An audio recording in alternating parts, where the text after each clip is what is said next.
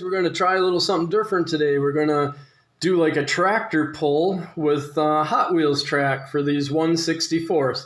So I grew up on a dairy farm and I got a second place trophy for an antique tractor that I pulled when I was in high school in 1984. It was a Cockshutt 30 tractor made up in Canada. And I've been messing around with vintage Hot Wheels lately. This is made in 1979, the vet van, and here's a Camaro that was made in 82. And I do some side-by-side downhill racing. Well, I thought, well, I'll race the vintage tractors sometime. But then I thought, why don't I build a little miniature eliminator and make it a little bit more realistic? So this is just popsicle sticks and super glue and then several coats of black paint. And if you're new to this, basically at a big event, the semi-tractor will pull the eliminator to the event down the road. And then there's on some of these chains that as this is going down the track, the weight box starts out here on the wheels where it rolls real easy and it keeps going up, going up, going up until it's on this sled part that digs down into the dirt and it stops your tractor.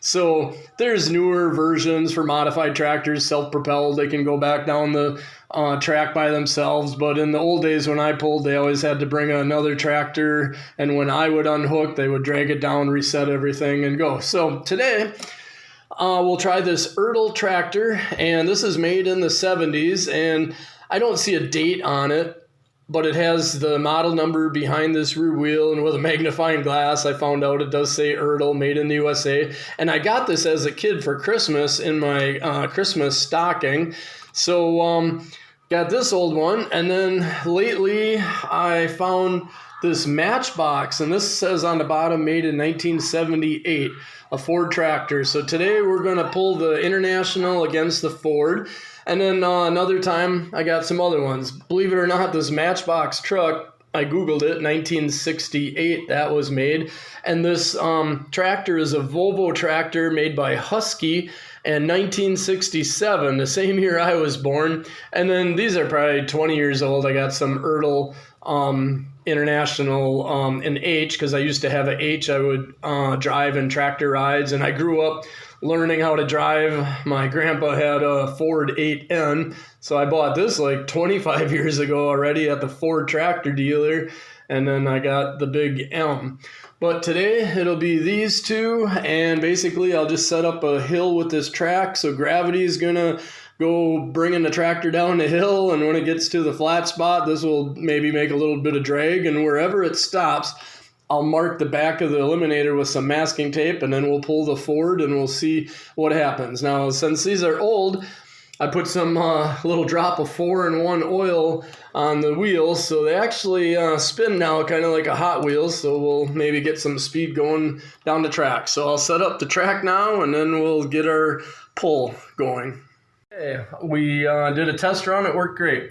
Put a little masking tape over the rivet on the two pieces of track so the little sled doesn't catch it. And it's pretty steep up a chair. I'll hold the eliminator in the same spot each time for each tractor. And I couldn't believe it. The International came flying off the end of the track, and it went pretty far. So basically, in real life, that would be a full pull.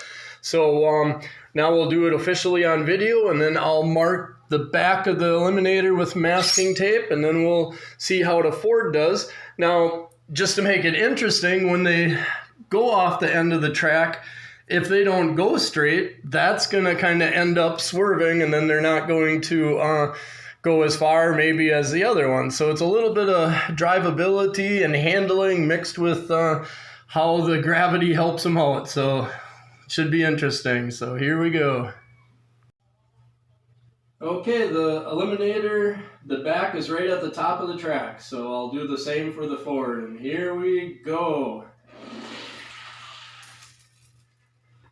Okay, not bad. We got our full pull, and it went a little bit to the left, so I'll put the tape right behind the wheels, and next up will be the Ford. Okay, we've got the eliminator in the same spot, so you can see the masking tape, so this is the first time for the Ford. He did not get a practice run at all, so this is do or die for the Ford. So here we go. Oh! So unbelievable. Look at where he ended up. He went a foot and a half probably past the line. So the Matchbox design Ford tractor knows how to run the track, and he did way beyond a full pull. So awesome. So thanks a lot, guys, for watching, and please subscribe, and we'll do some more of this silliness soon.